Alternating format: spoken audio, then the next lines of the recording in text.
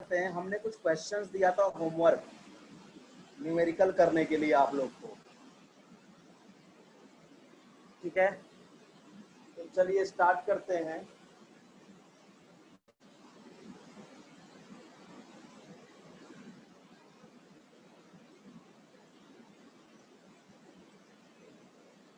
कुछ कलाकारी कर दिया है,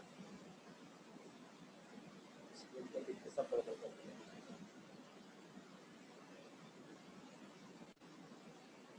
कौन कौन से क्वेश्चन A to R तक के क्वेश्चन थे? सब एवरेज एटॉमिक मास वगैरह सिखाया तो था बेटा। Average molar mass, average atomic मास सब सिखाया है मैंने। Average molar mass, average atomic मास सब सिखाया है मैंने।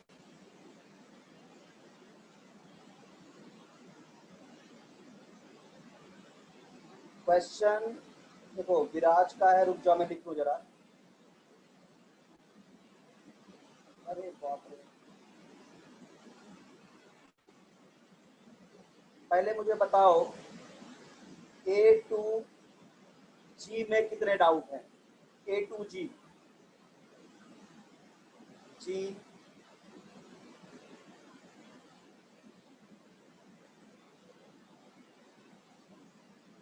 नहीं सिखाया, सिखा दूंगा। Average molar mass, average atomic मास, परेशान मत हो, ठीक है।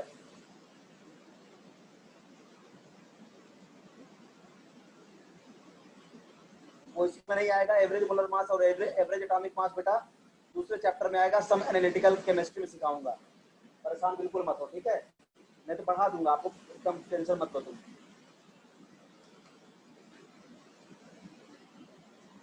मैं बता दूंगा एवरेज मोलर मास और एवरेज एटॉमिक मास क्या होता है।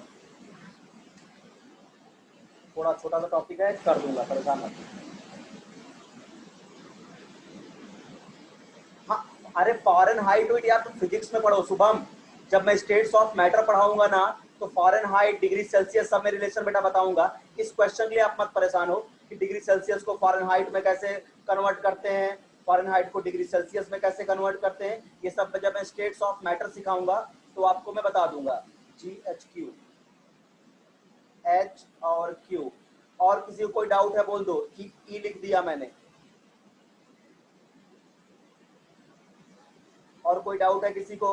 फ़ारेनहाइट और डिग्री सेल्सियस बेटा मत परेशान हो, वो मैं डी, शुभम बोल रहा है डी, चलो डी। और कुछ? एल,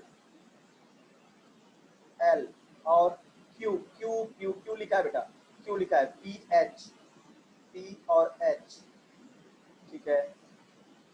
एफ भी है, किसी ने बोला एफ। अरे उसका क्वेश्चन है बेटा, पर स्टेट्स ऑफ मैटर में सीख लेंगे ना, काहे परेशान हो रहे हो। मैं भी बता दूंगा थोड़ा सा कैसे कन्वर्ट करते हैं, ठीक है, परेशान मत हो।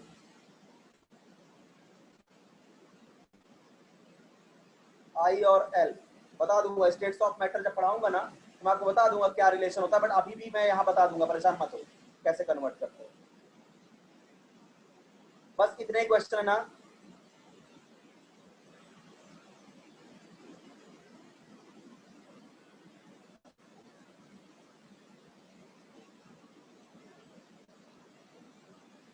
अट्ठारह क्वेश्चन एक हफ्ते में नहीं हुए बेटा। अभी आप बोल रहे हो मेरा बात की, ऐसे कैसे काम चलेगा बेटा। सी, ऑलमोस्ट सब तुम लोगों ने पूछ लिया यार, मैं 18 का 18 ही बता देता हूँ। आर,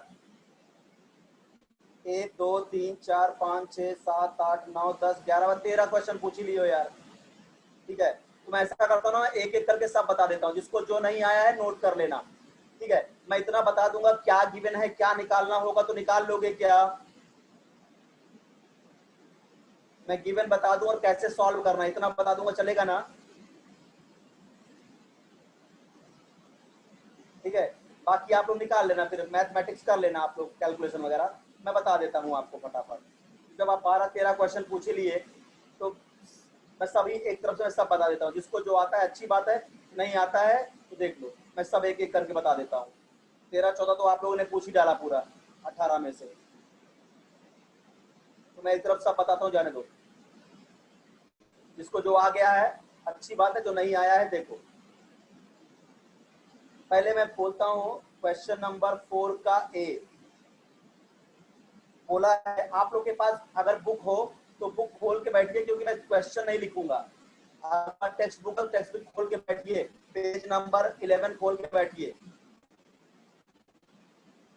विराज बेटा सब लोगों ने बहुत कुछ पूछा है यार, मुझे सब कुछ बताना पड़ेगा, ठीक है। अभी आपका मैं जी बता दूंगा, बाकी का नहीं बताऊंगा तो लोग नाराज होंगे, मेरा वाला नहीं बताए, इसलिए मैं सब एक एक करके 18 क्वेश्चन पूरा करा देता हूँ कि आप मुझे ब्लेम ही ना कर पाओ क्वेश्चन नहीं हुआ, ठीक है। तो आप लोग अपनी टेक्स्ट बुक खोल के बैठिए, टेक्स्ट बुक है ना सबके पास, पेज नंबर 11 खोल बैठिए, क्योंकि मैं क्वेश्चन नहीं लिखूंगा लंबा लंबा, मैं केवल सोल्यूशन बताऊंगा बस। टेक्स्ट बुक है ना सबके पास?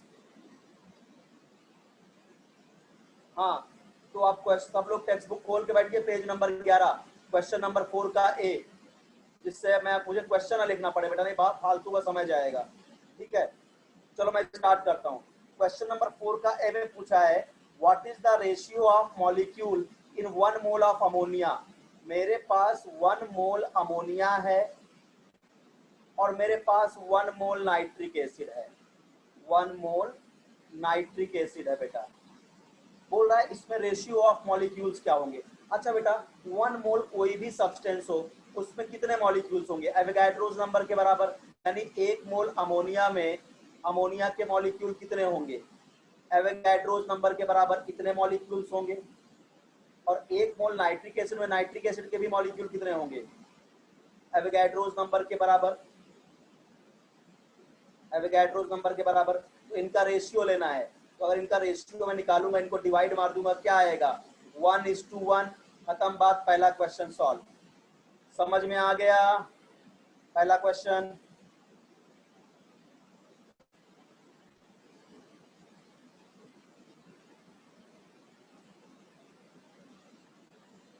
ठीक है, चलिए दूसरा क्वेश्चन करते हैं। आप चाहो तो नोट करते जाओ या स्क्रीनशॉट ले लेना जब बोर्ड भर जाए तो। 4 का भी बोला calculate the number of moles of hydrogen in 0.488 litre of hydrogen gas. अपने को हाइड्रोजन गैस दिया है जिसका वॉल्यूम दिया है 0.488 litre at STP. Hydrogen gas का एसटीपी पर वॉल्यूम दिया है, आपसे पूछ रहा है number of moles of hydrogen. मैंने डायरेक्ट आपको क्वेश्चन कराया है कि अगर वॉल्यूम दिया हो और नंबर ऑफ मोल्स पूछे तो number of moles equal to होता है वॉल्यूम गिवन अपॉन 22.4। अगर वॉल्यूम लीटर में दिया है, वॉल्यूम गिवन अपॉन 22.4 कराया है आपको, तो वॉल्यूम गिवन हो गया 0.488 लीटर अपॉन 22.4। इसको सॉल्व कर देंगे बेटा, आ जाएगा 0.02 मोल। हो गया सॉल्व क्वेश्चन। बताइए समझा? जो भी हो बेटा थोड़ा बहुत देख लो, मैं 0.448, यस 0.448 है। समझा? आया समझ में? तो ये हो गया आपका क्वेश्चन नंबर 4 का बी। आप जिनको नहीं आता है वो नोट कर लें, जिनको नहीं आता नोट कर लें या स्क्रीनशॉट ले लें, मैं रब करने जा रहा हूं। कर लिया अच्छी बात है, नहीं किया तो स्क्रीनशॉट ले लो। हाँ देखो अंतिमा बेटा कुछ नहीं है, बोला है कि हाइड्रोजन गैस का जो वॉल्यूम है एसटीपी पर 0.448 है, 448 लीटर है। तो बताइए मोल क्या होगा। तो हमने आपको डायरेक्ट ये सब चीजें क्लास में पढ़ाई है कि अगर वॉल्यूम दिया रहे एसटीपी पर तो नंबर ऑफ मोल्स निकालने का फॉर्मूला होता है वॉल्यूम गिवन अपॉन 22.4। तो वॉल्यूम गिवन है 0.448 अपॉन 22.4, सॉल्व कर दिया 0.02 मोल आ गया। सिंपल सा क्वेश्चन था, ठीक है। समझ में आया अभी अंतिमा? चलो अगला करते हैं बेटा, जिसको नहीं आया बेटा वो स्क्रीनशॉट ले लो, ठीक है, न्यूमेरिकल्स आने चाहिए। रब कर दूं इसको? चलिए अगला क्वेश्चन देखते हैं। आप टेक्स्ट बुक खोले रहिए क्योंकि मैं क्वेश्चन पूरा नहीं लिखूंगा। 4 का सी, ये क्वेश्चन क्या है बेटा, the mass of an atom of hydrogen, यानी एन एटम का मतलब एक हाइड्रोजन एटम का मास यानी एटॉमिक मास दिया है 1.008 यूनिफाइड मास। एएमयू का ही बेटा हायर वर्जन है यूनिफाइड मास। पहले एएमयू बोलते थे, आजकल एएमयू को बस केवल यूनिफाइड मास बोलते हैं। ठीक है, तो बोला एक हाइड्रोजन एटम का मास कितना है, कितना unified mass. What is the mass of 18 atom of hydrogen. भैया कितना आसान क्वेश्चन है। अगर एक हाइड्रोजन एटम का मास कितना है, यानी वन हाइड्रोजन एटम का मास अगर दिया है कि 1.008 यूनिफाइड मास है, तो 18 हाइड्रोजन एटम का मास कितना होगा, 18 इंटू 1.008 यूनिफाइड मास। यानी इसका जो आंसर आ जाएगा वो आएगा 18.144 यूनिफाइड मास। खत्म हो गया क्वेश्चन, समझा। Page number 11, page number 11, page number 11 से आ गया समझ में।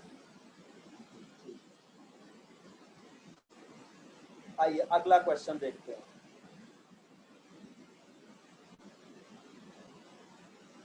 अगला क्वेश्चन देखते हैं 4 का डी। बढ़िया क्वेश्चन है ये 4 का D. Calculate the number of atom in each of the following. आपको नंबर ऑफ एटम कैलकुलेट करना है, नंबर ऑफ एटम कैलकुलेट करना है इसमें। और आपको हिंट दिया है कि आयोडीन का एटॉमिक मास 127 यूनिफाइड मास है या एएमयू है, बात एक ही है। चलिए आपको नंबर ऑफ एटम निकालना है। पहला किसमें 254 एएमयू ऑफ आयोडीन। अगर मेरे पास आयोडीन का 254 यूनिफाइड मास है तो बताइए आयोडीन के एटम कितने होंगे। भैया एक एटम का मास कितना है, एक एटम का मास 127 है। ठीक है, तो अब आप देखिए आपको कितना मास दिया है 254, ये मास है, ये एटॉमिक मास है। तो आप खुद बताइए नंबर ऑफ एटम कितने होंगे। अगर एक एटम का मास 127, तो बहुत ध्यान से देखो 127 इंटू 2 करो तो 254 आएगा। इसका मतलब इसमें आयोडीन के 2 एटम होंगे, 2 एटम ऑफ आयोडीन। बताइए समझ में आया कि नहीं। हाँ वेरी गुड, सबका सही है। ठीक है, लेकिन अगला क्वेश्चन थोड़ा इंटरेस्टिंग बताया। उसने इस बार 254 ग्राम आयोडीन दिया। ठीक है, तो अगर 254 ग्राम आयोडीन है तो बताया इसमें आयोडीन के कितने एटम होंगे। अब देखो ये ग्राम, ये मास दिया है, तो पहले तो नंबर ऑफ मोल्स निकालना पड़ेगा, तब हम एटम निकाल पाएंगे ना। Number of moles of iodine, mass upon molar mass. Mass दिया है 254, मोलर मास होता है आयोडीन का 127, ये देखिए दिया है। ठीक है, तो यहाँ से आएगा 2 मोल, यानी मेरे पास 2 मोल आयोडीन एटम है। और 2 मोल का मतलब number of atom 2 into 6.022 into 10⁻23 iodine के एटम होंगे। ठीक है, यानी 1.2044 इंटू 10⁻23 आयोडीन के एटम्स होंगे। बताइए समझा कि नहीं।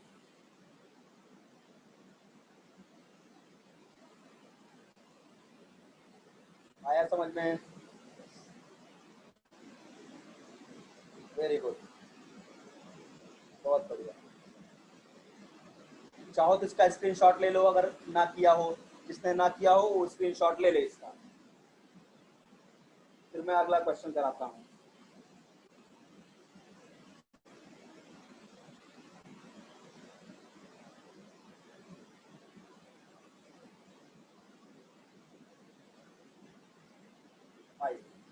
अगला क्वेश्चन है अपने पास क्वेश्चन नंबर ई। बोला है a student use the carbon pencil। क्या बोला है, स्टूडेंट यूज द, सब लोग क्वेश्चन देखिए। a student use a carbon pencil to write his homework। एक छात्र है, एक विद्यार्थी है जो कार्बन पेंसिल को यूज कर रहा है अपना होमवर्क करने के लिए। The mass of this was found to be 5 milligram. The mass, ठीक है, the mass of this was found to be 5 milligram. With the help of this, calculate the number of moles of carbon in this homework writing। बड़ा बढ़िया question है। देखो बेटा question क्या है, एक स्टूडेंट है जो होमवर्क करने के लिए कार्बन पेंसिल का इस्तेमाल कर रहा है जिसका मास है 5 मिलीग्राम की कार्बन पेंसिल है। ठीक है,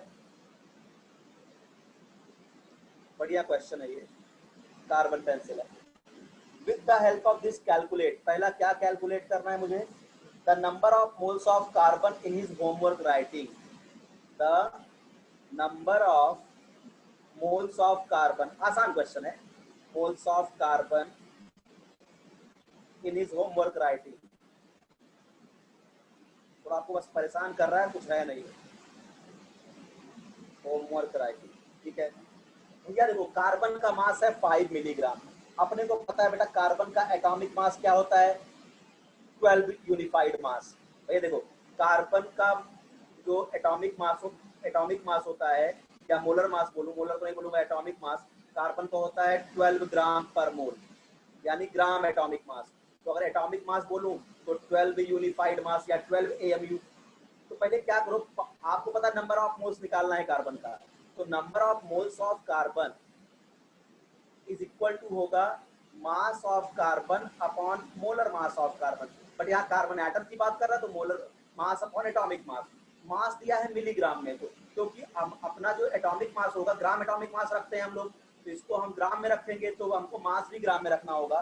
तो 5 मिलीग्राम को पहले ग्राम में चेंज कर लो, 5 इंटू 10⁻³ ग्राम, आपने मिलीग्राम को ग्राम में चेंज कर लिया, ठीक है। और कार्बन का बताइए मास अपॉन एटॉमिक मास कितना 12, डिवाइड बाई 12 कर दीजिए, बस इसको सॉल्व कर दीजिए, आ जाएगा 4.167 इंटू 10⁻⁻⁴ मोल। बताइए समझा कि नहीं समझा,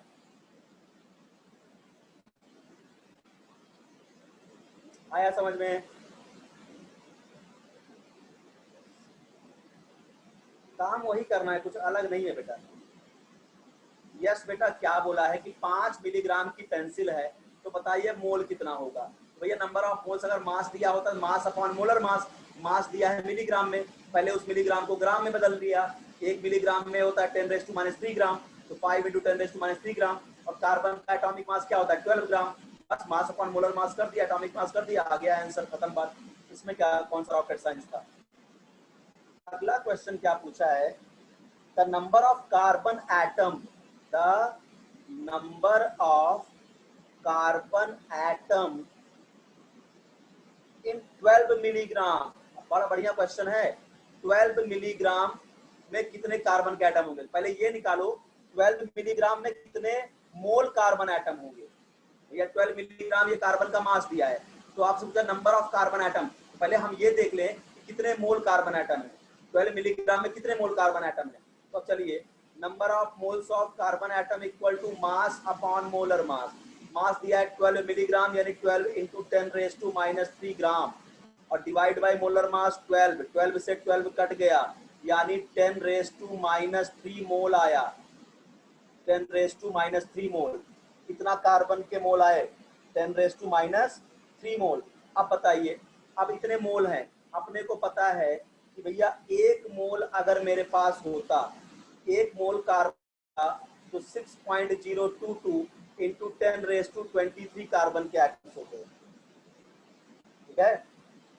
और अपने को पता है यार कि number of moles equal to number of atoms upon Avogadro's number, तो नंबर ऑफ एटम्स को निकालना है, number of moles into Avogadro's number, यानी एक मोल में अगर इतने कार्बन के एटम, तो 10⁻³ मोल कार्बन अगर मेरे पास है, वहाँ कितने कार्बन के एटम होंगे 6.022 इंटू 10⁻23 इंटू 10⁻⁻3, इसका मतलब 6.022 इंटू 10⁻, कितना आएगा 20, कितने एटम्स आएंगे, बताइए समझ में आया कि नहीं।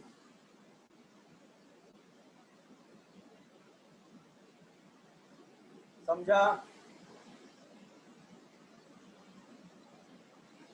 एकदम आसान आसान बेटा, आपको जितना मैंने पढ़ा दिया है ना, आप देखो उसके बाहर से क्वेश्चन नहीं है सारा, अगर आप मेरा नोट्स पढ़ लोगे तो आपके कंसेप्ट क्लियर हो जाएंगे, तो क्वेश्चन आपके निकलने स्टार्ट हो जाएंगे, ठीक है। चलिए, तो ये हो गया आपका क्वेश्चन नंबर ई भी हो गया।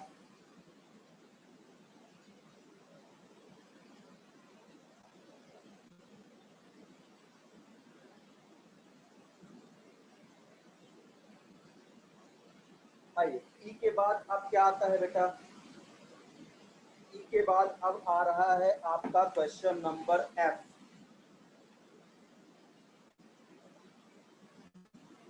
चलिए क्वेश्चन नंबर F देखिए, आसान ही है। चलिए F आइए, Arjun purchase 250 gram of glucose. Arjun है जो मान लीजिए बाजार से 250 ग्राम ग्लूकोज खरीद के ले आया है, ठीक है, ग्लूकोज, जिसका फॉर्मूला होता है ग्लूकोज का C6H12O6। कितने रुपए में? 250 ग्राम ग्लूकोज वो खरीद के लाया है 40 रुपए में, ठीक है। Find the cost of glucose पर मोल। एक मोल ग्लूकोज का कॉस्ट बताओ। भैया एक मोल ग्लूकोज का मतलब हो जाएगा मोलर मास अमाउंट, इसका जरा मोलर मास निकालता हूँ। 6 कार्बन है, एक कार्बन का मास 12 ग्राम होता है। 12 हाइड्रोजन है, एक हाइड्रोजन का मास 1 ग्राम होता है। 6 ऑक्सीजन टू 60, तो मोलर मास निकाला तो 180 ग्राम आया। इसका मतलब 180 ग्राम ग्लूकोज का मतलब होता है 1 मोल ग्लूकोज। मोलर मास के बराबर के अमाउंट को 1 मोल बोलते हैं। तो 1 मोल ग्लूकोज का कॉस्ट बताना है, यानी 180 ग्राम ग्लूकोज कितने में मिलेगा ये कॉस्ट बताना है। तो भैया 250 ग्राम ग्लूकोज, 250 ग्राम ग्लूकोज को उसने 40 रुपए में खरीदा है। तो 1 ग्राम ग्लूकोज का प्राइस कितना होगा? 40/250 रुपीज। तो 180 ग्राम ग्लूकोज का प्राइस कितना होगा? एक मोल का ही तो प्राइस पूछ रहा है। तो 40/250 इंटू 180, ठीक है, सॉल्व करिए, ये आएगा 28.8 रुपीज। बताइए समझ में आता है कि नहीं?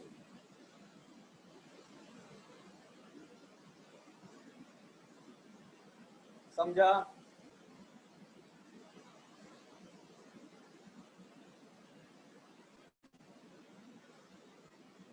एक्सप्लेन अगेन कोई बोल रहा है। देख बेटा सीधा सा क्वेश्चन है कि 250 ग्राम ग्लूकोज 40 रुपए में मिलता है। बोल रहा है 1 मोल ग्लूकोज का कॉस्ट बताओ।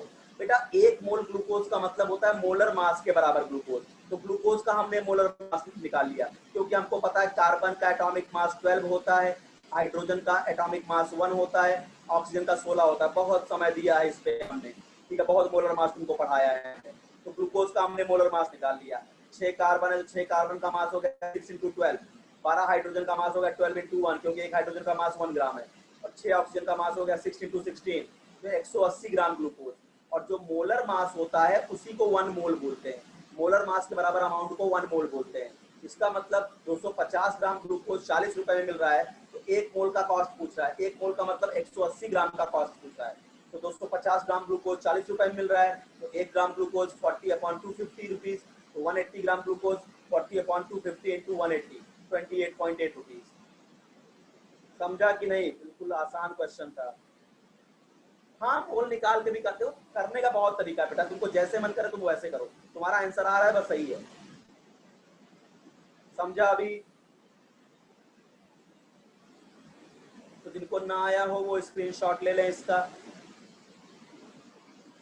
जिन्होंने ना किया हो उसका स्क्रीनशॉट ले लें।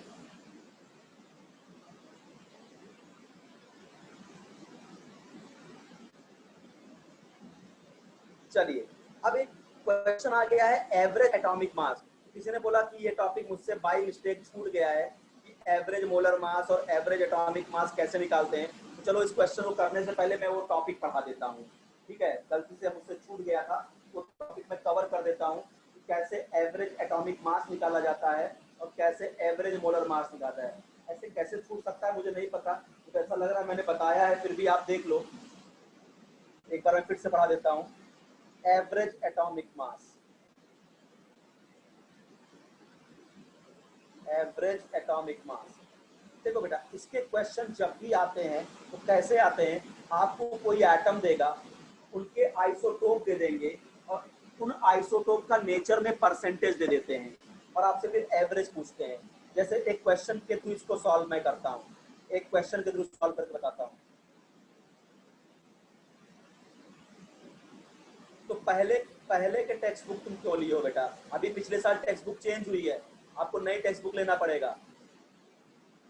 आप पुरानी आप सोचो कि 2 साल पहले की टेक्स्ट बुक ले लोगे, 11 का नहीं काम चलेगा। आपको नई टेक्स्ट बुक परचेज करना पड़ेगा, क्योंकि ये पिछले साल आपका 11th का सिलेबस चेंज हुआ है, तो टेक्स्ट बुक आपको नई परचेज करनी पड़ेगी। अभी पहले एवरेज मोलर मास पढ़ो, एफ के बाद जी आता है। हाँ, जी का ही क्वेश्चन बता रहा हूँ मैं, जी वाला ही सॉल्व करना है, बट पहले मैं आपको एवरेज एटॉमिक मास पढ़ा देता हूँ क्या होता है। देखो एवरेज एटॉमिक मास के क्वेश्चन आते कैसे हैं, डायरेक्ट क्वेश्चन पे अटैक करूंगा आपके सामने। देखो जैसे हमको पता है कि नेचर में क्लोरीन के दो आइसोटोप होते हैं, 17 क्लोरीन 35 और 17 क्लोरीन 37। क्लोरीन के दो आइसोटोप नेचर में मिलते हैं। आइसोटोप वो होते हैं जिनके एटॉमिक नंबर सेम होते हैं लेकिन मास नंबर डिफरेंट होते हैं, उनको आइसोटोप बोलते हैं। तो नेचर में क्लोरीन के बेटा दो आइसोटोप पाए जाते हैं। इसका जो परसेंटेज दिया है आपको, बोला है नेचर में 75 वाला है, 35 वाला आइसोटोप 75% मिलता है और ये वाला आइसोटोप 25% मिलता है। ठीक है, ये बता देगा आपको क्वेश्चन में। ठीक है, अब आपसे बोल रहा है calculate average atomic mass of chlorine, ऐसे क्वेश्चन आते हैं, calculate average atomic mass of chlorine, atomic mass of chlorine. ठीक है, तो देखो बेटा आपको क्लोरीन के दो आइसोटोप दिए, उनका परसेंटेज अबंडेंस दिया कि नेचर में वो कितना प्रतिशत पाया जा रहा है। तो एवरेज एटॉमिक मास का जो फॉर्मूला बनता है बेटा, average atomic mass, average atomic mass is equal to A1x1 plus A2x2 upon x1 plus x2। अब बात है सर A1 क्या है, A1 जो है एटॉमिक मास है फर्स्ट आइसोटोप का, atomic mass of first isotope यानी 35 फर्स्ट आइसोटोप। फिर A2 क्या होगा, ये atomic mass of second isotope, atomic mass of second isotope.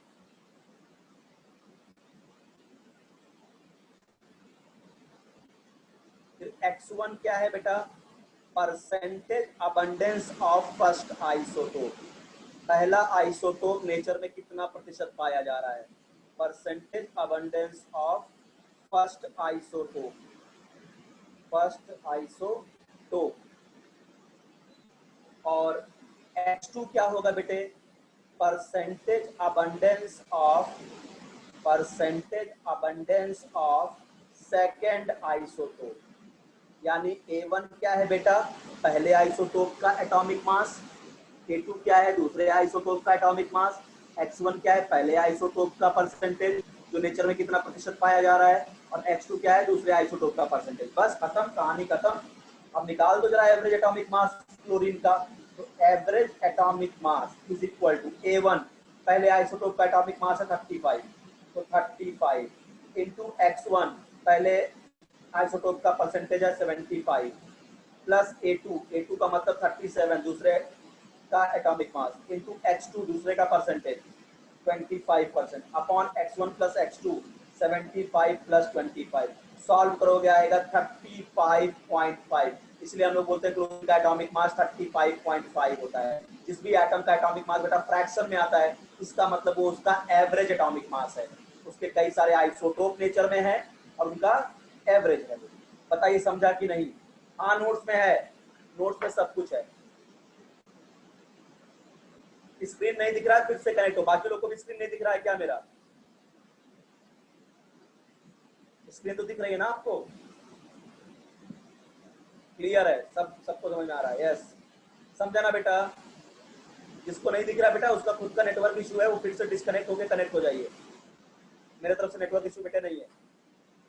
Sir last वाला एक्सप्लेन देख बेटा, सिंपल से मैं क्या बोल रहा हूँ कि जब भी एवरेज एटॉमिक मास के क्वेश्चन आएंगे तो आपको एक एटम दिया जाएगा, उसके आइसोटोप बता दिए जाएंगे और उनका नेचर में कितना परसेंटेज अवेलेबल है वो बता दिया जाएगा। जैसे क्लोरीन के दो आइसोटोप नेचर में मिलते हैं 35 और 37। आइसोटोप वो होते हैं जिनका एटॉमिक नंबर सेम होता है लेकिन मास नंबर डिफरेंट होता है या एटॉमिक मास डिफरेंट होता है। ठीक है, आइए, तो क्लोरीन के दो आइसोटोप थे, उनका नेचर में परसेंटेज भी बता दिया भैया, 35 वाला 75% पाया जाता है नेचर में, और 37 वाला 25% पाया जाता है। तो बताइए एवरेज एटॉमिक मास क्या होगा? तो एवरेज एटॉमिक मास का formula A1X1 + A2X2 upon X1 + X2। अगर यहाँ पे 3 आइसोटोप होते तो फार्मूला में बढ़ा लेता, A1X1 + A2X2 + A3X3 upon X1 + X2 + X3 कर देता। अगर 3 आइसोटोप होते तो 4 होते तो फार्मूला और बढ़ा लेता मैं आगे। A1 क्या है? पहले आइसोटोप का एटॉमिक मास। A2 क्या है? दूसरे आइसोटोप का एटॉमिक मास। X1 क्या है? पहले आइसोटोप का परसेंटेज। X2 क्या है? दूसरे आइसोटोप का परसेंटेज। बस फॉर्मूले में रख दिया, A1X1 + A2X2 upon X1 + X2 निकाल दिया। अभी समझा कि नहीं एवरेज एटॉमिक मास निकालना? नहीं, परसेंटेज वगैरह दिया रहता है बेटा, आपको परसेंटेज वगैरह नहीं याद करना है सुबह, वो सब क्वेश्चन में दिया जाएगा बेटे। आपको परसेंटेज वगैरह नहीं याद करना है, कुछ भी नहीं याद करना है। देखो क्वेश्चन क्या क्या कर सकता है, हो सकता है तुमको A1 they they, A2 they they, X1 they they, but X2 पूछ ले, तो ये परसेंटेज तुम निकाल सकते हो ना फिर। समझा ना? तो ये एवरेज एटॉमिक मास निकालने का तरीका होता है, ठीक है। चलिए अब इसी पे बेस्ड आपके बुक में एक क्वेश्चन है, फिर उसके बाद मैं लास्ट में एक पहले क्वेश्चन पूरा करा दूं, फिर आपको एवरेज मोलर मास में निकालना सिखा दूंगा।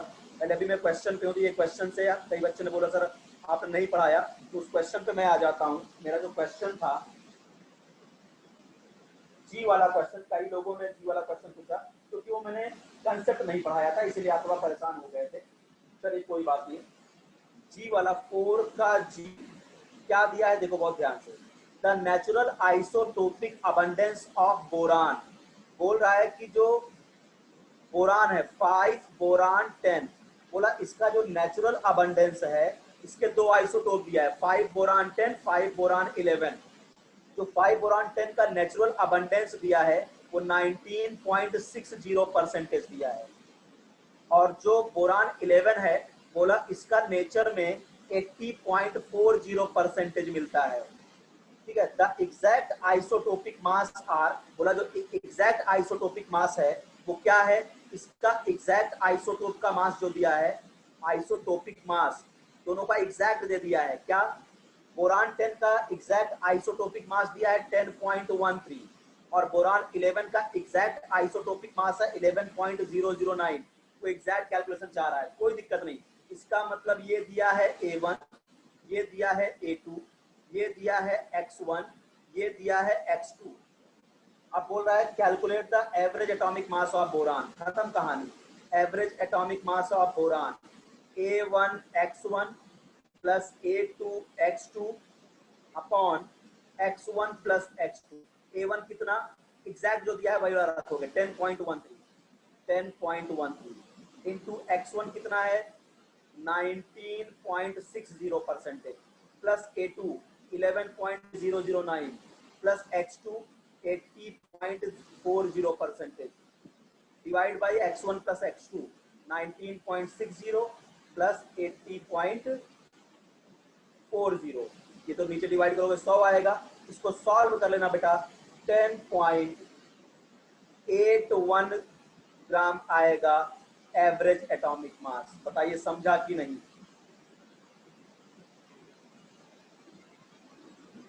हाँ फॉर्मूला ये होता तो बेटा आप लोग का आंसर आ जाता, मतलब ये मैंने पढ़ाना में भूल गया था इसलिए आप ये क्वेश्चन नहीं कर पाए, नहीं ये अभी आप कर लेते।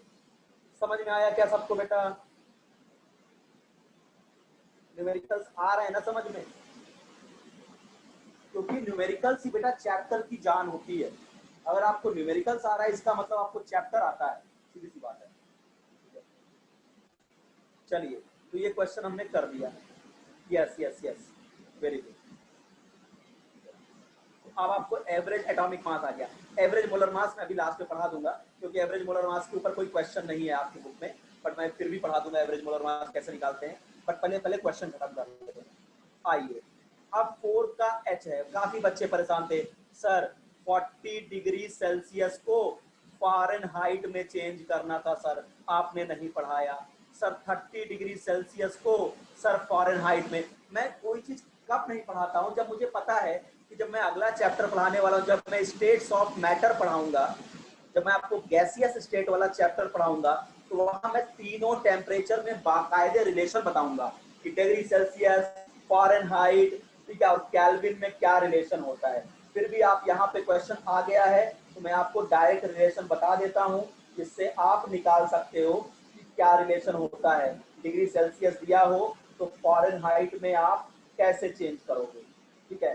तो देखिए फ़ारेनहाइट इक्वल टू क्या होता है बेटा, देखो अगर आपको डिग्री सेल्सियस दिया है और आप फ़ारेनहाइट में कन्वर्ट करना चाहते हो तो फार्मूला क्या होता है, फ़ारेनहाइट इज इक्वल टू 9/5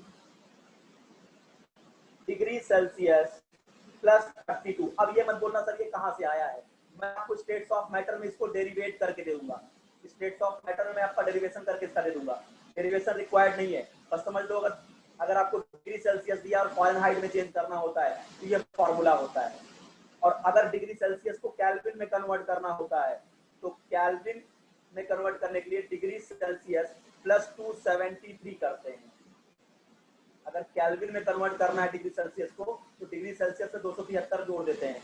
ये सब मैं स्टेट्स ऑफ मैटर में आपको प्रूव करके दिखाऊंगा ये सब फॉर्मूले कहाँ से आ रहे हैं।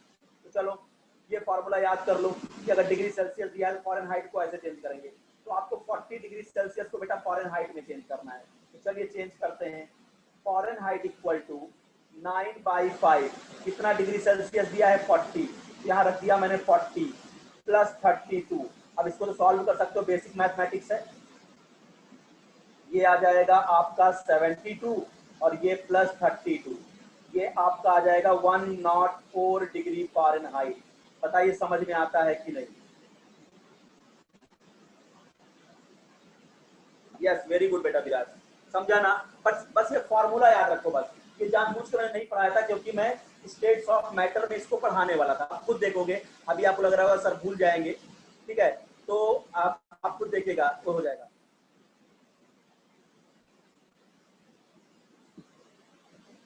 समझा क्या, कोई बात नहीं बेटा, फॉर्मूला अभी तो बता दिया ना, इसीलिए तो न्यूमेरिकल कराता हूँ ना, कि जो चीज नहीं है वो न्यूमेरिकल में कवर हो जाएगी। अब इसको भी आप चेंज कर सकते हो बेटे, 30 को भी फ़ारेनहाइट में चेंज कर सकते हो। कैसे, 9/5 इंटू डिग्री सेल्सियस प्लस 32। तो 9/5 डिग्री सेल्सियस कितना है 30 प्लस 32। आप पता है ये क्या होगा, 5 6 जा 30 और 9 6 जा 54। तो 54 प्लस 32 इक्वल टू 86 फ़ारेनहाइट। बताओ कौन सा बहुत बड़ा रॉकेट साइंस था, समझा कि नहीं। परेशान मत हुआ करो, ठीक है, कोई चीज छूटेगा नहीं बेटा।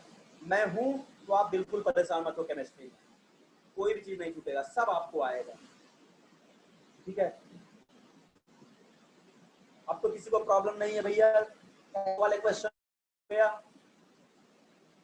ठीक है। तो ये फॉर्मूला आप नोट कर लो, चाहे तो आप स्क्रीनशॉट ले लो बेटा, इसका स्क्रीनशॉट ले लो।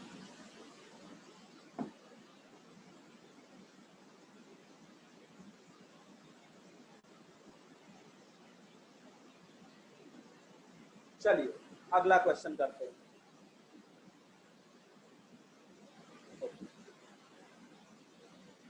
नेक्स्ट क्वेश्चन करते हैं बेटा। देखो मैं बेटा एक एक क्वेश्चन करा रहा हूँ तो आपका भी परफॉर्मेंस अच्छा आना चाहिए टेस्ट वगैरह में।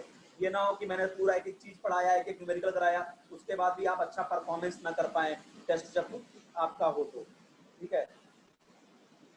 आप ये आपके लिए ऐसा पहली बार मैं कर रहा हूँ, नहीं पूछिएगा जो आपके सीनियर हैं, जब आप कभी मिलोगे वो सर आपको बताएंगे टेस्ट कब है। जो आपके सीनियर हैं जो 12th में रहते हैं फ्यूजन, उनको पूछिएगा। मैं न्यूमेरिकल ऐसे ही कराता हूँ, होमवर्क देता हूँ, आप करके आओ, सिर्फ आपके डाउट्स लेता हूँ। ये पहली बार है कि मैं एक एक न्यूमेरिकल करा रहा हूँ, क्योंकि अभी ऑफलाइन है तो सब लोग, किसी का कुछ डाउट है, किसी का कुछ डाउट है, किसी कुछ, और लोग ऑलमोस्ट 13 to 14 क्वेश्चन तो पूछ ही डाले हो, इससे बढ़िया मैं पूरा ही करा दूँ। चलिए अगला क्वेश्चन देखता हूँ। नेक्स्ट क्वेश्चन है हमारा आई, क्या है ये, calculate the number of moles and molecules of acetic acid in 22 ग्राम। अपने को बेटा 22 ग्राम एसिटिक एसिड दिया है, इसमें से दो क्वेश्चन पूछा, नंबर ऑफ मोल्स निकालिए एसिटिक एसिड का, आसान क्वेश्चन, और नंबर ऑफ मॉलिक्यूल्स निकालिए, number of molecules of acetic acid. चलिए साहब, आसान सा क्वेश्चन है। कैसे? एसिटिक एसिड, देखो भैया मास दिया है एसिटिक एसिड का, मोल निकालना है। तो मुझे पता है जब भी मास दिया रहे और मोल निकालना हो तो number of moles of acetic acid equal to mass of acetic acid upon molar mass of acetic acid. ठीक है, और अपने को पता है यार, अब तक तो कार्बन हाइड्रोजन का एटॉमिक मास सबको याद हो गया होगा।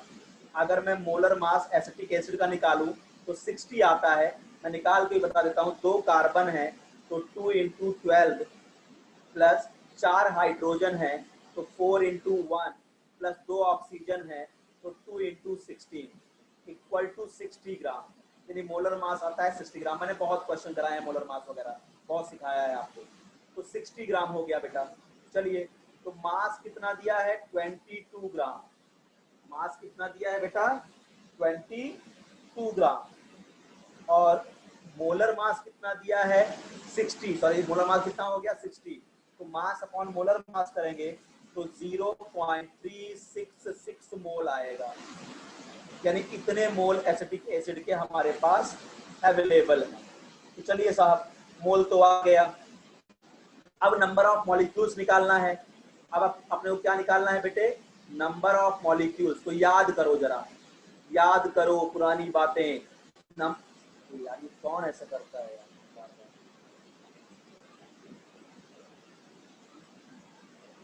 तो आप लोग कुछ किया मत करो। Number of molecules equal to क्या होगा? अपने को पता है number of moles equal to होता है number of molecules upon Avogadro's number. So number of molecules equal to number of moles into Avogadro's number. तो नंबर ऑफ मोल्स आया है 0.366 इनटू एवोगैड्रोस नंबर 6.022 इंटू 10⁻23। बस मल्टीप्लाई कर दो और आपका आंसर आ गया 2.2076 इंटू 10⁻23। इतने मॉलिक्यूल्स आ गए। बताइए समझा कि नहीं समझा?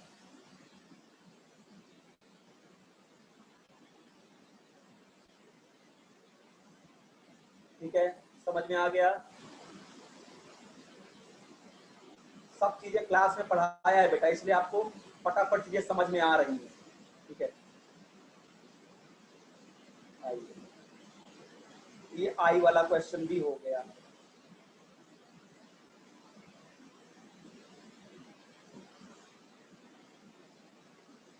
अब आइए, आई के बाद है अपने पास जे।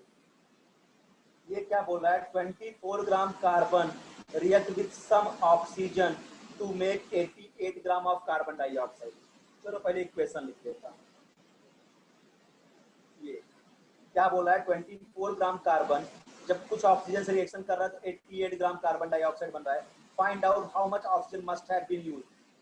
बहुत प्यारा क्वेश्चन है बेटा। ठीक है, वो क्या बोल रहा है कि 24 ग्राम कार्बन जब x अमाउंट ऑफ ऑक्सीजन से रिएक्ट कर रहा है तो 88 ग्राम कार्बन डाइऑक्साइड बन रहा है। थोड़ा find how much amount of oxygen use, यानी 88 ग्राम CO2 बनाने के लिए कितना ग्राम ऑक्सीजन लगेगा। बहुत प्यार से देखो बेटा, एक कार्बन का मास होता है 12 ग्राम, तो यहाँ पे कार्बन अभी है 12 ग्राम। एक ऑक्सीजन का एटॉमिक मास होता है 16 ग्राम, तो यहाँ ऑक्सीजन है 32 ग्राम। और एक CO2 का मोलर मास क्या हो जाएगा? 12 प्लस 2 इंटू 16 यानी 44 ग्राम। इसका मतलब जब 32 ग्राम रिएक्शन, जब 32 ग्राम ऑक्सीजन रिएक्ट कर रहा है 12 ग्राम कार्बन से, तो 44 ग्राम क्या बन रहा है? CO2 बन रहा है। बोल रहा है 88 ग्राम CO2 बनाने में कितना लगेगा? तो भैया 12 ग्राम के लिए 32 ग्राम लग रहा है, यानी समझो आप 12 ग्राम कार्बन के लिए 32 ग्राम, या ऐसे समझ लो, कैसे भी आपको निकालना हो, 44 ग्राम कार्बन डाइऑक्साइड जब बन रहा है, मतलब जो रिएक्शन दिख रहा है उसके लिए 32 ग्राम ऑक्सीजन लग रहा है। 44 ग्राम कार्बन डाइऑक्साइड बनाने के लिए देखो O2 का मतलब 32 ग्राम ऑक्सीजन लग रहा है। तो 1 ग्राम CO2 अगर मुझे बनाना होगा तो 32 अपॉन 44 ग्राम ऑक्सीजन लगेगा। तो अगर 88 ग्राम CO2 के लिए पूछ रहा है ऑक्सीजन, तो 32 अपॉन 44 इंटू 88 ग्राम ऑक्सीजन। तो ये हो गया 2 टाइम्स, तो 32 टू जा 64 ग्राम ऑक्सीजन रिक्वायर्ड होगा। बताइए समझा कि नहीं समझा?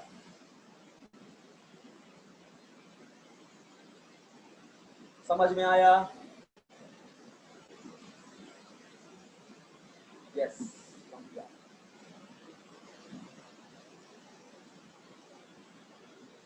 चलिए ये भी क्वेश्चन हो गया। अगर किसी का नहीं हुआ है, कोई जिसका डाउट रहा हो भैया, वो स्क्रीनशॉट ले लो। ये बाद फिर से मत पूछना ये क्वेश्चन। जिनका डाउट है वो स्क्रीनशॉट ले सकता है।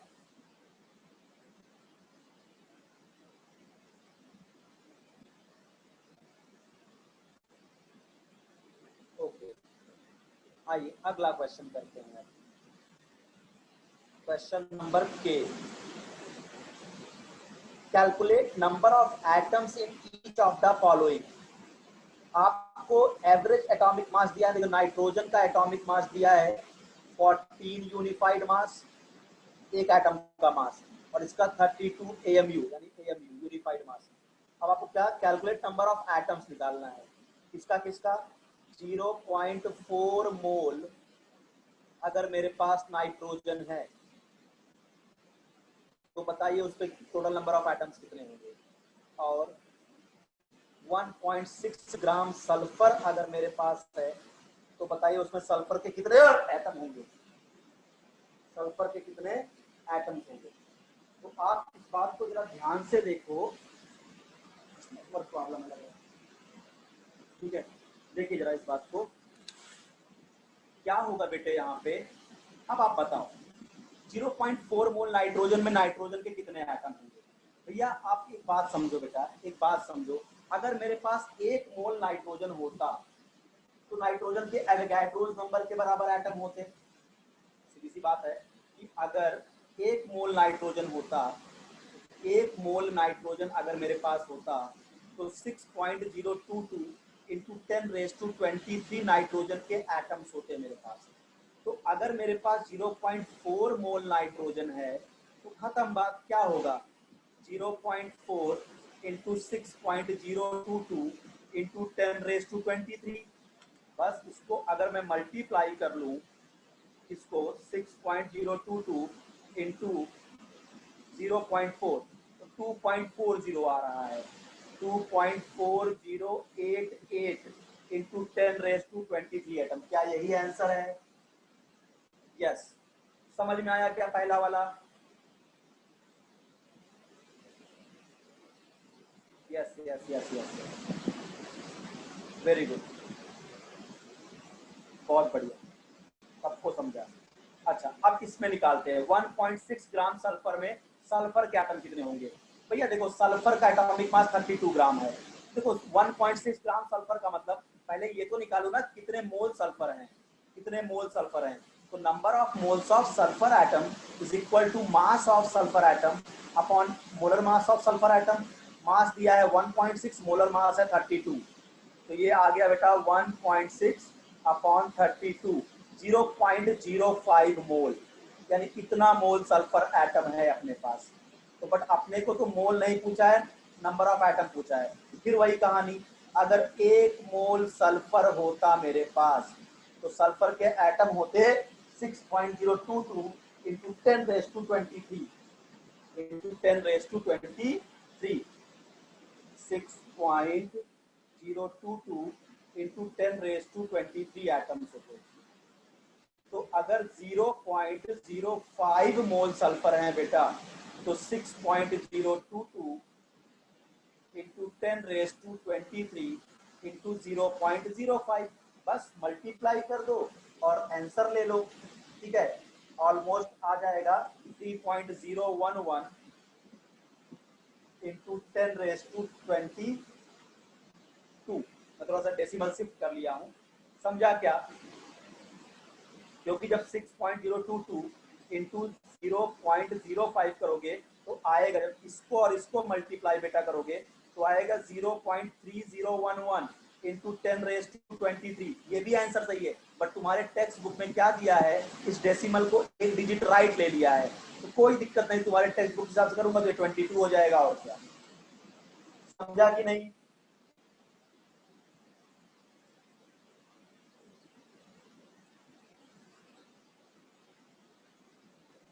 बढ़िया समझ में आ रहा है ना?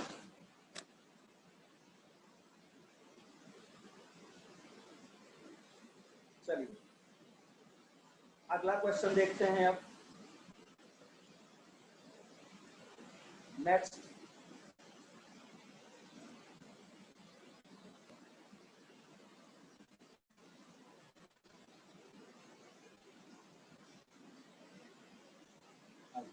अगला क्वेश्चन है मेरे पास, के हो गया। अब आता है एल। एल क्या है? 2 ग्राम of metal burned into oxygen gave 3.2 of its oxide। अच्छा, 2 ग्राम ऑफ मेटल बोला है, 2 ग्राम ऑफ मेटल। कौन सा क्वेश्चन है ये? एल ना?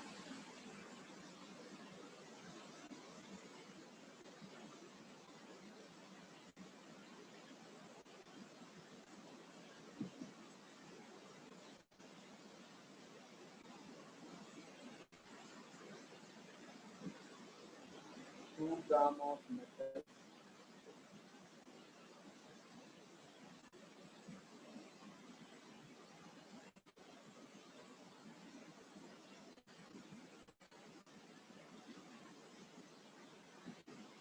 क्वेश्चन है आपका 2 ग्राम ऑफ मेटल बर्न।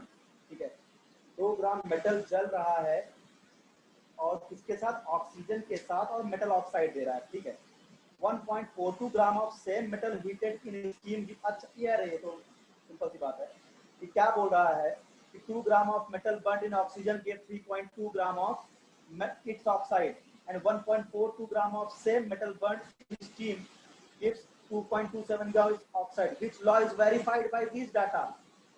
कोई बता सकता है कौन सा लॉ है?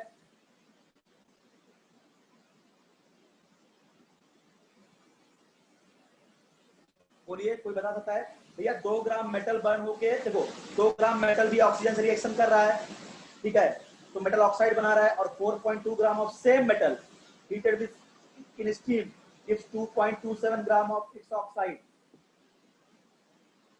ठीक है, which law is verified by this data? कोई बता सकता है? Yes, law of definite proportion. Very good, law of definite proportion, यानी सेम चीज बन रहा है बट मेथड ऑफ सोर्स और प्रिपरेशन अलग है। वेरी गुड बेटा, तो ये तो सॉल्व करने वाला क्वेश्चन ही नहीं था। Law of definite proportion, very good बेटा, तो एकदम आसान चीज थी। आइए अगला क्वेश्चन देखिए, एम, क्वेश्चन नंबर एम। क्या बोला?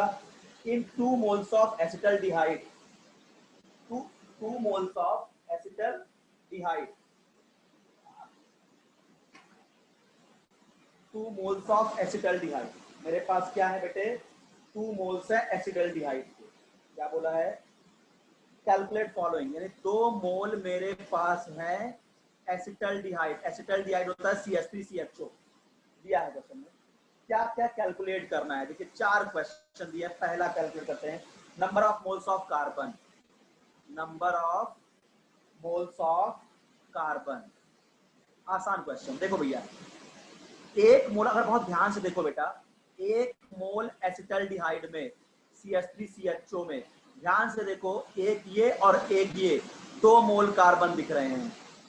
एक मोल एसिटल्डिहाइड में 2 मोल कार्बन के हैं, इसका मतलब 2 मोल एसिटल्डिहाइड में 4 मोल कार्बन होगा। खत्म बात, 4 मोल कार्बन आइटम होगा भैया। एक मोल में, एक मोल में 2 मोल कार्बन आइटम दिख रहे हैं, तो 2 मोल मेरे पास 4 मोल कार्बन आइटम होगा।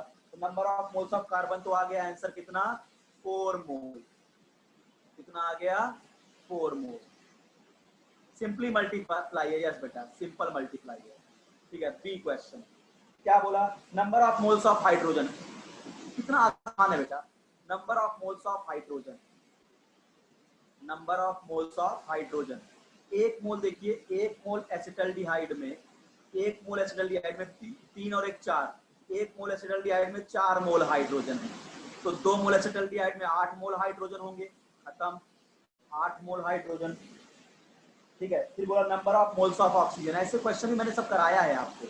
Number of moles of oxygen, तो पहले एक मोल में देखो, एक मोल एसिटल्डिहाइड में, एक मोल एसिटल्डिहाइड में ऑक्सीजन 1 मोल है, तो 2 मोल एसिटल्डिहाइड में ऑक्सीजन 2 मोल होगा, 2 मोल ऑक्सीजन। फिर अगला number of molecules of acetaldehyde. अगला क्वेश्चन थोड़ा ढंग का पूछा, number of molecules of acetaldehyde, number of molecules of acetaldehyde. इसके लिए फॉर्मूला लगा देंगे बेटे, number of moles equal to number of molecules upon Avogadro's number. so number of molecules equal to number of moles into Avogadro's number। number of moles acetaldehyde का दिया है 2 और Avogadro's number 6.022 into 10 raised to 23, इसका मतलब 12.044 12.044 into 10 raised to 23 molecules. खत्म कहानी। बताओ समझा कि नहीं समझा?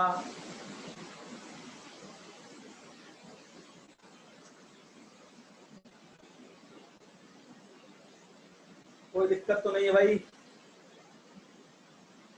चलिए समझ में आया, इसका मतलब आपको समझ में आया। आगे देखते हैं।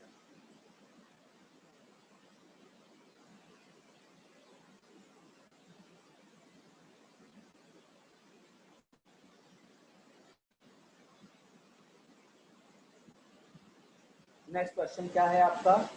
m के बाद n, ये क्या बोल रहा है बेटा? Calculate the number of moles of magnesium oxide MgO, मतलब मुझे दिया है मैग्नीशियम ऑक्साइड MgO, बोला है क्या इसका नंबर ऑफ मोल्स पता करिए जब ये, अच्छा, इन 80 gram and 10 gram of compound. ये तो बड़ा आसान है बेटा। बोला अगर एक बार ये 80 ग्राम मेरे पास है और एक बार ये 10 ग्राम मेरे पास है, तो बताइए नंबर ऑफ मोल्स। कितना आसान क्वेश्चन दिया। पहले भैया आपको एटॉमिक मास भी दे दिया है, मैग्नीशियम का 24 और ऑक्सीजन का एटॉमिक मास 16। ठीक है, चलिए तो पहले क्या करिए, पहले आप मोलर मास निकाल लीजिए मैग्नीशियम ऑक्साइड का। मोलर मास ऑफ MgO कैसे आएगा बेटा? एक मैग्नीशियम 24 ग्राम का, एक ऑक्सीजन 16 ग्राम का, तो 24 10 34 हो गया, 14 40 ग्राम हो गया, 40 ग्राम इसका हो गया मोलर मास। बस बोला मोल निकालना है मैग्नीशियम ऑक्साइड का मोल। जब 80 ग्राम मैग्नीशियम ऑक्साइड मेरे पास और 10 ग्राम, जब 80 ग्राम MgO मेरे पास है, तब नंबर ऑफ मोल्स क्या होगा? Number of moles equal to mass upon molar mass. Mass है 80 ग्राम, मोलर मास है 40, यानी क्या होगा बेटा? 2 मोल। खत्म बात। और जब 10 ग्राम MgO मेरे पास है, तब नंबर ऑफ मोल्स कैसे निकालेंगे? फिर वही करेंगे, मास अपॉन मोलर मास। मास 10 ग्राम, मोलर मास 40, यानी 1/4, यानी 0.25 मोल। बताइए समझ में आता है कि नहीं?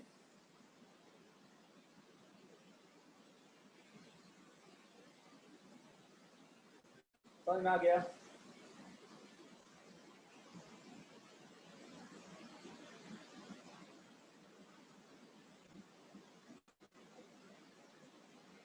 आगे बढ़ जाता हूँ। हाँ बेटा, सब फार्मूला बेस्ड रहते ही, और क्या है।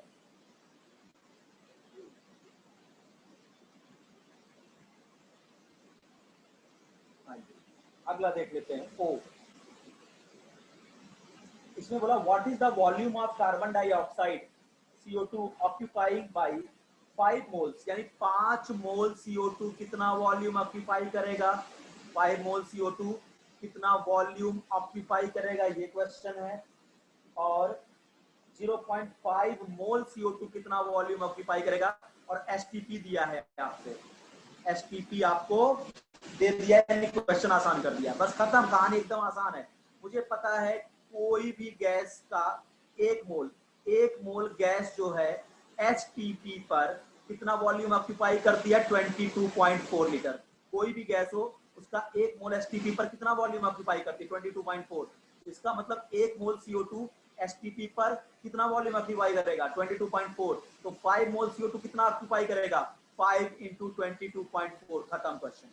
5 इंटू 22.4, यानी आपका ये आ गया 112 लीटर। और 0.5 मोल कितना ऑक्यूपाई करेगा भैया? एक मोल 22.4, 0.5 मोल 0.5 इंटू 22.4, यानी 11.2 लीटर। खत्म। बताओ समझ में आता है कि नहीं? एकदम आसान क्वेश्चन है। ठीक है, कंसेप्ट्स को अगर पकड़ लिए ना तो क्वेश्चन बहुत आसान होते हैं। ऐसा कुछ नहीं है भैया। 1 मोल किसी भी गैस का वॉल्यूम एसटीपी पर 22.4 लीटर होता है, तो 5 मोल का 5 इंटू 22.4, 2 मोल का 2 इंटू 22.4, खत्म बात। और क्या। चलिए, तो आपका ओ वाला क्वेश्चन भी हो गया। अब आइए पी पे आ जाते हैं। Calculate the mass of potassium chlorate required to liberate 6.72। देखो पोटेशियम क्लोरेट क्या होता है बेटा, KClO3। इसका इक्वेशन लिखना आना चाहिए, KCl प्लस O2, बैलेंस करिए, यहाँ पे कर दीजिए 2, तो यहाँ पे हो जाएगा 2, 3 2 जा 6, तो यहाँ हो जाएगा 3। ये बैलेंस इक्वेशन हो जाएगा। पोटेशियम क्लोरेट डिसोसिएट हुआ है। What is the calculate the mass of potassium chlorate required to liberate 6.72 liter of oxygen at STP। और आपको KClO3 का मोलर मास दिया है 122.5, यानी KClO3 का मोलर मास दिया है 122.5 ग्राम पर मोल। इसका मोलर मास दिया है। क्वेश्चन जरा समझना, क्वेश्चन क्या है कि वो बोल रहा है कि इसका कितना मास रिक्वायर्ड होगा अगर मुझे क्या कहते हैं ऑक्सीजन का एसटीपी पर कितना वॉल्यूम चाहिए, 6.72 लीटर अगर मुझे ऑक्सीजन को बनाना है इस रिएक्शन से, तो मुझे इसका कितना मास चाहिए। ठीक है, कितना मास चाहिए, ये क्वेश्चन है। तो अच्छा एक बात बताओ बेटा कि यहाँ पे आपका कितना वॉल्यूम के लिए पूछ रहा है।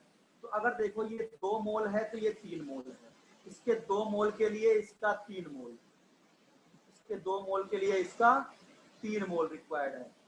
इसका मतलब 3 मोल का वॉल्यूम क्या होगा बेटा, 3 मोल ऑक्सीजन का वॉल्यूम होगा एसटीपी पर, 3 मोल ऑक्सीजन का जो वॉल्यूम होगा एसटीपी पर वो होगा 3 इंटू 22.4 लीटर, क्योंकि यहाँ 3 मोल ऑक्सीजन बन रहे हैं। तो 3 इंटू 22.4 इक्वल टू 67.2 लीटर होता है।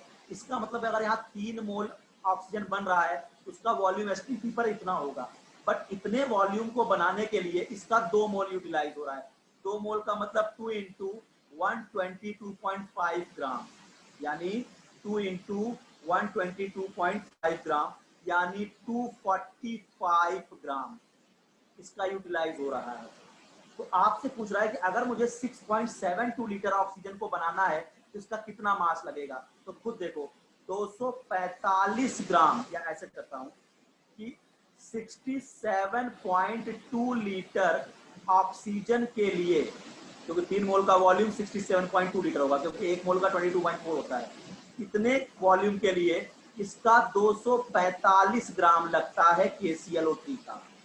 तो 1 लीटर ऑक्सीजन के लिए KClO3 कितना लगेगा, 245 अपॉन 67.2 ग्राम। तो 6.72 लीटर के लिए कितना KClO3 लगेगा, KClO3 लगेगा, ऊपर कर लेता हूं क्या, 245 अपॉन 67.2 इंटू 6.72, ऑलमोस्ट ये आपका 100 टाइम चला जाएगा। ठीक है, और ये आपका जो आंसर आ जाएगा ये आएगा 24.5। कितना ग्राम KClO3 लगेगा, बताइए समझ में आता है कि नहीं।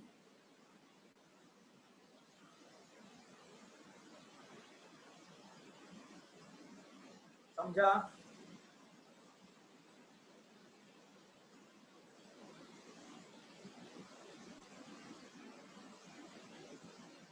किसी ने कोई लिंक शेयर किया, कौन सी लिंक शेयर की हो भैया।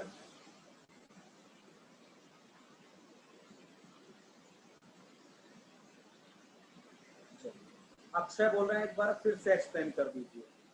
देखो क्या है बेटा, समझो, बोल रहा है देखो ये एक रिएक्शन है, आप बोल रहा है अगर मुझे ऑक्सीजन का इतना वॉल्यूम चाहिए तो इसका कितना मास लगेगा, यानी 6.72 लीटर ऑक्सीजन के लिए KClO3 का कितना मास लगेगा। तो पहले अकॉर्डिंग टू रिएक्शन देखो, 3 मोल ऑक्सीजन गैस बना है, तो 1 मोल किसी भी गैस का वॉल्यूम एसटीपी पर 22.4 लीटर होता है। तो यहाँ 3 मोल बना है, तो यहाँ ऑक्सीजन का वॉल्यूम कितना है 67.2 लीटर। 3 इंटू 22.4 यानी 67.2 लीटर। इसके लिए KClO3 कितना लगा है? 2 मोल।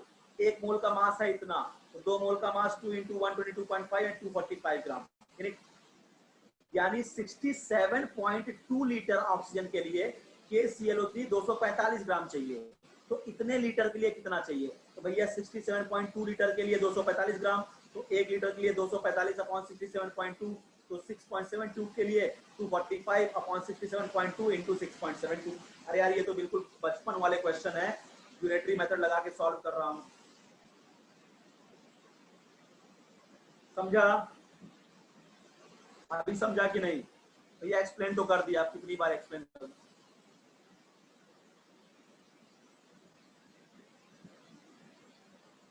सौरभ अभी समझा कि नहीं भैया? 2 बार तो एक्सप्लेन कर दिया बाबू।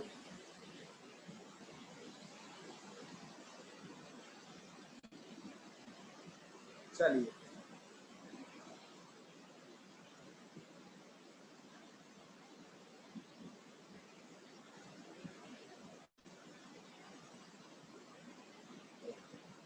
अगला देखिए, ये हो गया आपका P क्वेश्चन। अब आइए Q क्वेश्चन नंबर Q। ये क्या बोल रहा है भैया? Calculate the number of atoms of hydrogen present in 5.6 gram of urea. Calculate the number of atoms. देखो यूरिया का फॉर्मूला दिया है उसने, NH2CO NH2, ये यूरिया है, ठीक है। बोल रहा है calculate the number of atoms of hydrogen present in 5.6 gram urea, also calculate number of nitrogen carbon oxygen. बड़ा आसान क्वेश्चन है। देखिए आपको ये 5.6 ग्राम इसका मास दिया है, ठीक है, और आपको बताना है इसमें क्या number of atoms of hydrogen. Question क्या है? Number of atoms of hydrogen, carbon, nitrogen, oxygen. परेशान मत होइए। अच्छा बेटा मास दिया है, पहले तो यूरिया का तुमको मोल निकालना पड़ेगा, तो उसके लिए पहले निकालता हूं मोलर मास ऑफ यूरिया, जो कि 60 आता है, 60 आएगा molar mass of urea. 2 nitrogen है, एक नाइट्रोजन का मास होता है 14 ग्राम, तो 2 इंटू 14 प्लस 2 तो 4 हाइड्रोजन है, एक हाइड्रोजन का मास होता है 1 ग्राम, एक कार्बन है 12 ग्राम, एक ऑक्सीजन है 16 ग्राम। इसको सॉल्व करोगे तो 60 ग्राम आएगा। वैसे जब मैंने मोलर मास पढ़ाया था तो ये सब चीजें आपको निकाल के बताई। तो मोलर मास सबसे पहले तो निकाल लो कि अपने पास कितना मोल यूरिया है। तो number of moles of urea पहले निकालो। कैसे निकालोगे? Mass of urea upon molar mass of urea. Mass of urea दिया है 5.6 ग्राम। कितना दिया है? 5.6 ग्राम। मोलर मास दिया है आपका 60 ग्राम। तो 5.6 डिवाइडेड बाई 60 किया जाएगा 0.093 मोल। 0.0933 मोल, ये आ गया आपका यूरिया का मोल। बट आपने को पूछा है यूरिया का मोल, तो पूछा ही नहीं था। आपने को पूछा था कि बताइए अगर 5.6 ग्राम यूरिया है तो उसमें कितने एटम होंगे नाइट्रोजन के, कितने एटम होंगे कार्बन के, कितने एटम होंगे हाइड्रोजन के, ऑक्सीजन के। बड़ा आसान क्वेश्चन। देखिए आपने को पता चल गया इतने मोल यूरिया है अपने पास, 5.6 का इतने मोल। अच्छा एक बात बेटे बोल, अगर मैं पहले निकालता हूं नाइट्रोजन के एटम कितने होंगे, तो 1 मोल यूरिया में तुमको कितने मोल नाइट्रोजन एटम दिख रहे हैं? 1 और 2। 1 मोल यूरिया में तुमको 2 मोल नाइट्रोजन के एटम दिख रहे हैं। तो भैया 0.093 मोल यूरिया में कितने एटम होंगे नाइट्रोजन के? 2 इंटू 0.0933 मोल। खत्म बात, ठीक है। कितना हो जाएगा? 2 इंटू 0.0933, यानी इसके मोल आएंगे 0.1866, यानी इतने एटम्स होंगे नाइट्रोजन के। देखिए क्या यही आंसर आया है नाइट्रोजन का, नंबर ऑफ नाइट्रोजन। अच्छा, थोड़ा सा सॉरी, ये तो इतने मोल आए ना, एक मोल में 2 मोल नाइट्रोजन एटम है, तो इतने मोल में इतने मोल आएंगे। सॉरी अभी रुक जाओ थोड़ा सा, इसको देखो, एक मोल यूरिया में 2 मोल नाइट्रोजन एटम है, तो 0.03 मोल में कितने मोल होंगे, इतने मोल नाइट्रोजन एटम होंगे। अच्छा, बट अपने को तो मोल नहीं पूछा, एटम पूछा है, तो भैया टोटल एटम कितने हो जाएंगे, 2.090933 इंटू 6.022 इंटू 10⁻²⁵। अब इसको आप सॉल्व करिए, 6.022 इंटू 0.0933 इंटू 2, आ गया आपका ये 1.123 इंटू 10⁻23। ऑलमोस्ट इतना ही आया होगा यार, 1.124 आया है। समझा क्या, पहले बताओ मैंने क्या किया, पहले समझो। पहले मैंने यूरिया का मोल निकाला, फिर देखा एक मोल यूरिया में एक और दो मोल नाइट्रोजन आइटम है, तो इतने मोल यूरिया में 2 इंटू इतने मोल नाइट्रोजन, और एक मोल नाइट्रोजन में एवोगाड्रो नंबर के बराबर आइटम होंगे, तो इतने मोल में एवोगाड्रो से मल्टीप्लाई कर दिया। पहले बताओ ये समझ में आया कि नहीं, तभी सब समझ में आ जाएगा। हाँ किया, समझा। अब तुम सबका निकाल सकते हो।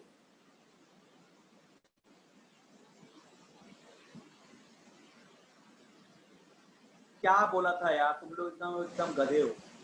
यूरिया का 5.6 ग्राम दिया है, ठीक है, बोल रहा था कितने एटम नाइट्रोजन के होंगे, कितने एटम ऑक्सीजन के होंगे, कितने एटम हाइड्रोजन के होंगे। तो पहले मैंने देखा 5.6 ग्राम यूरिया का मतलब कितने मोल यूरिया, तो मैंने मास अपॉन मोलर मास करके मोलर मास निकाल लिया यूरिया का, मोल निकाल लिया कितने मोल यूरिया के हैं मेरे पास।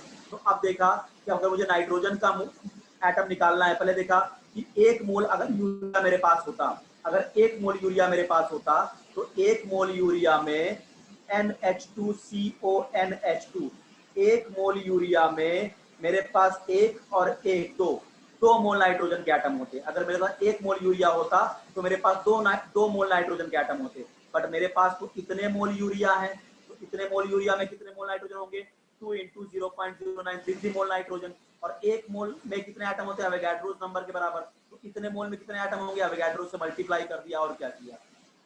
अभी समझा कि नहीं? अरे एक्सप्लेन तो किया यार अखिल, कितनी बार एक्सप्लेन करूं।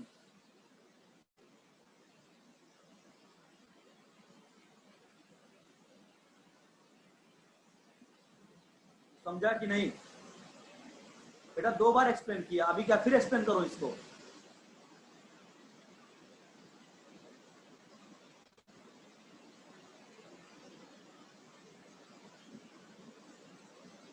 अखिल, अगर आप शुरू के लेक्चर नहीं ज्वाइन किए हो तो यूट्यूब पे जो हमारे वीडियोस पड़े हैं, जाके वहां पे जाके बेटा देख लो एक बार, तो आपको ये सब चीजें समझेंगी। अगर आप शुरू से मेरे लेक्चर नहीं अटेंड करो, थोड़ी प्रॉब्लम तो होगी। अब आप सोचोगे आप लास्ट लेक्चर में आओगे, शुरू चीजें समझेंगी, थोड़ा तो बेटा दिक्कत होगी ना। आप यूट्यूब पे जाइए फ्यूजन साइंस क्लासेस में, वहां पे मेरे ऑलमोस्ट 6 लेक्चर हो चुके हैं, ये 7वां लेक्चर चल रहा है मेरा मूल कंसेप्ट का। तो आप 7-8 घंटे के लेक्चर मिस किए हो, पहले उसको जाके समझिए। आइए, अब अगर मान लीजिए मैं बात करता हूँ नाइट्रोजन के एटम निकाल दिया, अब कोई बोल रहा है सपोज करो कि कार्बन सॉरी हाइड्रोजन के कितने एटम होंगे। देखो आप सिंपल, अगर मेरे पास एक मोल यूरिया होता, ध्यान दो बिल्कुल सेम, अगर मेरे पास एक मोल यूरिया होता तो 2 और 2 4 मोल हाइड्रोजन के एटम होते उसके मेरे पास। एक मोल यूरिया में 4 मोल हाइड्रोजन के एटम होते हैं, बट मेरे पास एक मोल यूरिया तो है नहीं, मेरे पास तो बेटा इतने मोल यूरिया है।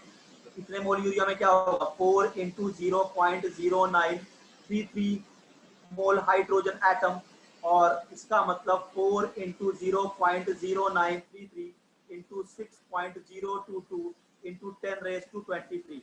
बस सॉल्व कर दो, आंसर आ जाएगा। बताओ समझा कि नहीं भाई, समझ में आया?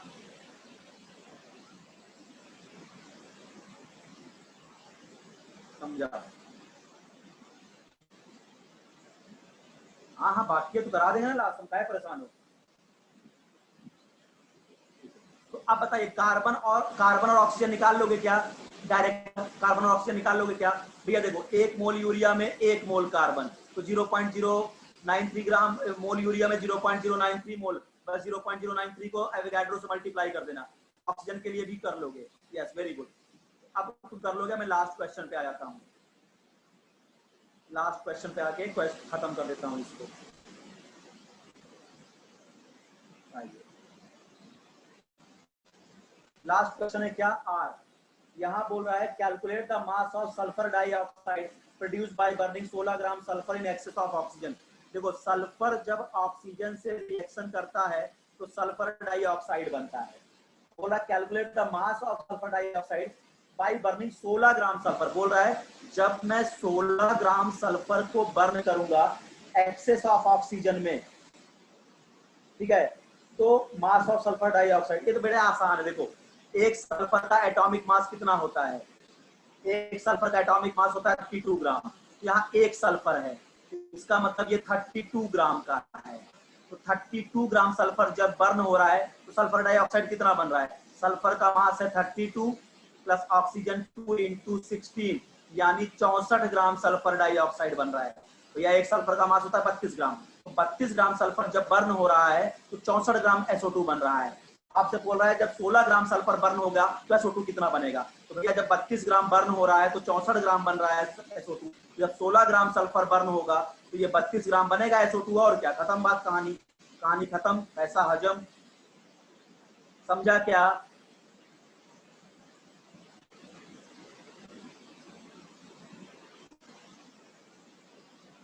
ठीक है, देखिए मैंने आपको पूरा क्वेश्चन करा दिया बेटा, जितना तुम्हारे न्यूमेरिकल थे मैंने एक एक न्यूमेरिकल करा दिया।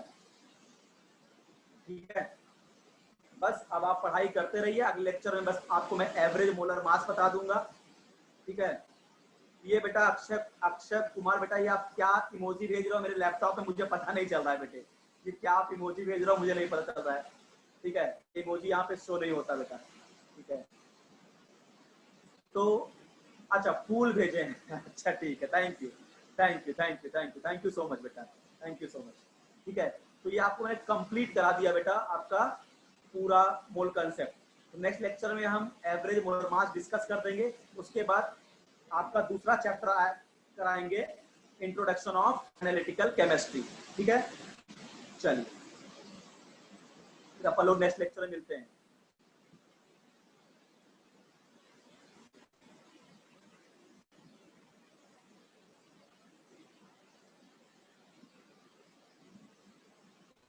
आरके सर,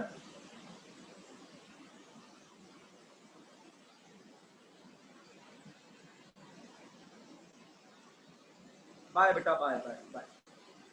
कल का लेक्चर आपको ग्रुप पे आ जाएगा, किसका रहेगा।